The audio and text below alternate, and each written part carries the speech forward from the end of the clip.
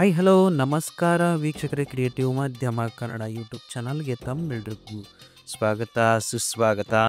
ನಾನಿವತ್ತು ನಿಮ್ಮನ್ನು ಬಾದಾಮಿಯಿಂದ ಬನಶಂಕರಿ ದೇವಿ ಅಮ್ಮನವರ ದೇವಸ್ಥಾನಕ್ಕೆ ನಿಮ್ಮನ್ನು ಕರ್ಕೊಂಡು ಹೋಗ್ತಾ ಇದ್ದೀನಿ. ಹಾಗೆ ಬನಶಂಕರಿ ದೇವಿ ದೇವಸ್ಥಾನದ ಪ್ರಾಮುಖ್ಯತೆ ಏನು ಅಂತ ತಿಳಿಯೋಣ ಬನ್ನಿ. ಬನಶಂಕರಿ ದೇವಿಯ ಹೆಸರಿನ ಹಿಂದಿದೆ ಈ ವಿಶೇಷ ಅರ್ಥ. ಬನಶಂಕರಿ ದೇವಿ ಮತ್ತಾರು ಅಲ್ಲ, ಪಾರ್ವತಿಯ ಅವತಾರ ಎಂದೇ ನಂಬಲಾಗಿದೆ. ಕರ್ನಾಟಕದ ಒಂದೇ ಅಲ್ಲ, ಮಹಾರಾಷ್ಟ್ರದಿಂದಲೂ ಬನಶಂಕರಿಯ ದೇವಸ್ಥಾನಕ್ಕೆ ಭಕ್ತರು ಹುಡುಕಿ ಬರುತ್ತಾರೆ. ಹೌದು, ಬಾದಾಮಿ ಹೆಸರು ಕೇಳಿದ ತಕ್ಷಣ ನೆನಪಾಗುವುದು ಶಕ್ತಿ, ಅಂದರೆ ಶ್ರೀ ಶಕ್ತಿ ಪೀಠ ಕೇಂದ್ರ ಬನಶಂಕರಿ ದೇವಿ. ಬಾಗಲಕೋಟೆ ಜಿಲ್ಲೆಯಲ್ಲಿರುವ ಬಾದಾಮಿ ಹಿಂದೂಗಳ ಪ್ರಮುಖ ಧಾರ್ಮಿಕ ಕೇಂದ್ರ. ಹಾಗಾದರೆ ಬಾದಾಮಿಯ ಬನಶಂಕರಿ ದೇವಿ ಅಮ್ಮನವರ ಇತಿಹಾಸವೆಂಬ ಕುತೂಹಲ ನಿಮಗೂ ಇದ್ದಿರಲೇಬೇಕಲ್ವೇ? ಬನ್ನಿ ತಿಳಿಯೋಣ. ಬಾದಾಮಿ ಬಳಿಯ ಚೊಳಚಗುಡ್ಡದಲ್ಲಿದೆ ಲಕ್ಷಾಂತರ ಭಕ್ತರ ಆರಾಧ್ಯ ತಾಣ ಬನಶಂಕರಿ ದೇಗುಲ. ಹೌದು, ಶ್ರೀ ಬನಶಂಕರಿ ಅಮ್ಮನವರ ದೇವಸ್ಥಾನವು ತಿಲಕಾರಣ್ಯ ಅರಣ್ಯದಲ್ಲಿದೆ. ಇಲ್ಲಿ ನೆಲೆಸಿರುವ ಕಾರಣ ಶಾಕಾಂಬರಿ, ಬನಶಂಕರಿ ಅಥವಾ ವನಶಂಕರಿ ಎಂದು ಸಹ ಭಕ್ತರು ಭಕ್ತಿಯಿಂದ ಆರಾಧಿಸುತ್ತಾರೆ. ನೀವು ಇತಿಹಾಸ ಪುಟಗಳಲ್ಲಿ ಬಾದಾಮಿ ಚಾಲುಕ್ಯರ ಹೆಸರನ್ನು ಕೇಳಿರ್ಬೋದು. ಅದೇ ರಾಜಮನೆತನದ ಮನೆದೇವರು ಶ್ರೀ ಬಾದಾಮಿ ಬನಶಂಕರಿ ದೇವಿ.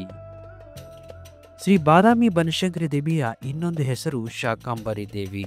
ಎಲ್ಲರೂ ಶಂಭುಕೋ ಎನ್ನುತ್ತಾ ವೇದಘೋಷವನ್ನು ಮೊಳಗಿಸುತ್ತಾರೆ. ಅರ್ಥಾತ್ ಶಾಕಾಂಬರಿ ಎಂದರೆ ತರಕಾರಿಗಳ ದೇವರು, ಅಲ್ಲದೆ ಬನಶಂಕರಿಯಲ್ಲಿ ಬನ ಎಂದರೆ ಹಸಿರು ಅರಣ್ಯ. ಹೀಗಾಗಿ ಅರಣ್ಯದ ಸಿರಿ ಸಂಪತ್ತಿನ ದೇವತೆ ಬನಶಂಕರಿ ಮಾತೆ.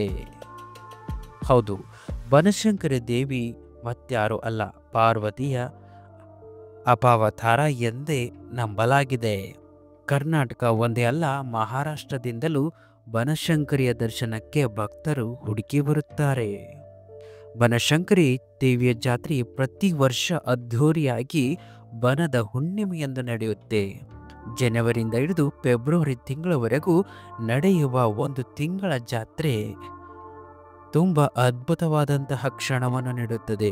ಲಕ್ಷಾಂತರ ಸಂಖ್ಯೆಯಲ್ಲಿ ಭಕ್ತರು ಆಗಮಿಸಿ ರಥೋತ್ಸವದಲ್ಲಿ ಸಹಿತ ಭಾಗಿಯಾಗ್ತಾರೆ.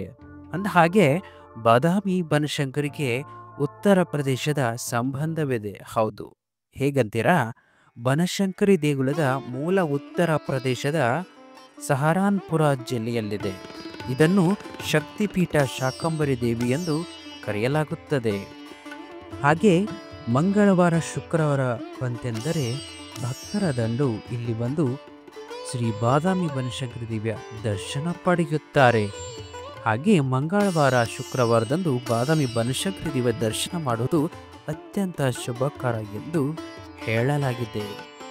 ಹಾಗೆ ಬೆಳಗ್ಗೆ 6ರಿಂದ ಮಧ್ಯಾಹ್ನ 1 ಗಂಟೆವರೆಗೂ ಮತ್ತು ಮಧ್ಯಾಹ್ನ 3 ಗಂಟೆಯಿಂದ ರಾತ್ರಿ 9 ಗಂಟೆವರೆಗೂ ದೇವಸ್ಥಾನ ತೆರೆದಿರುತ್ತದೆ.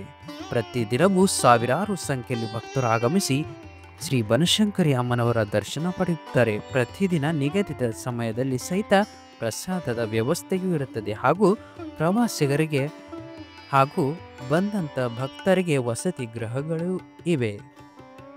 ಬೆಂಗಳೂರಿನಿಂದ ಸುಮಾರು 460 ಕಿಲೋಮೀಟರ್ ಇದ್ದು ಬಾಗಲಕೋಟೆ ಜಿಲ್ಲೆಯಿಂದ 40 ಕಿಲೋಮೀಟರ್ ಇದೆ. ಹಾಗೆ ಗದಗ ಜಿಲ್ಲೆಯಿಂದ 70 ಕಿಲೋಮೀಟರ್ ದೂರದಲ್ಲಿದೆ. ಹಾಗೂ ಹುಬ್ಬಳ್ಳಿ ಮಾರ್ಗದಿಂದ 130 ಕಿಲೋಮೀಟರ್ ಇದ್ದು ಇನ್ನು ಬಾದಾಮಿ ಬನಶಂಕರಿ ದೇವಿ ಅಮ್ಮನವರ ದರ್ಶನ ಯಾರೂ ಮಾಡಿಲ್ಲ, ತಕ್ಷಣವೇ ಬಾದಾಮಿಗೆ ಬಂದು ದರ್ಶನ ಮಾಡಿ. ಮತ್ತೆ ಹೊಸ ವಿಡಿಯೋದೊಂದಿಗೆ ನಿಮ್ಮನ್ನು ಭೇಟಿಯಾಗ್ತೀನಿ. ಅಲ್ಲಿವರೆಗೂ ನಮ್ಮ ಕ್ರಿಯೇಟಿವ್ ಮಾಧ್ಯಮ Kannada YouTube channel like, share, subscribe ಮಾಡೋದನ್ನು ಮಾತ್ರ ಮರಿಬೇಡಿ. ನಮಸ್ಕಾರ.